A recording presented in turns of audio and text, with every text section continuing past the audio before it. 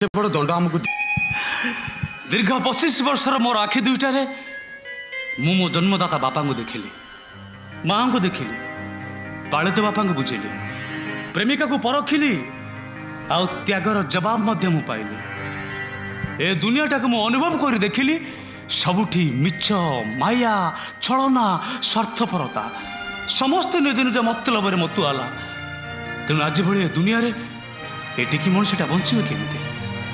तेणु ईश्वर दान को पालन करने को मत दुनिया छाड़ा ही पड़े। सत्य ही सनातन, सत्य ही भगवान।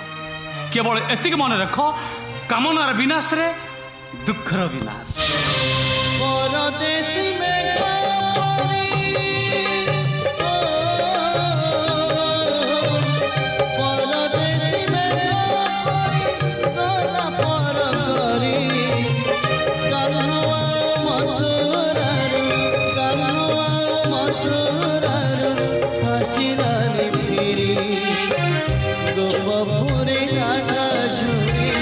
गोपपुरे राजा जुरे कही कांदो कांदो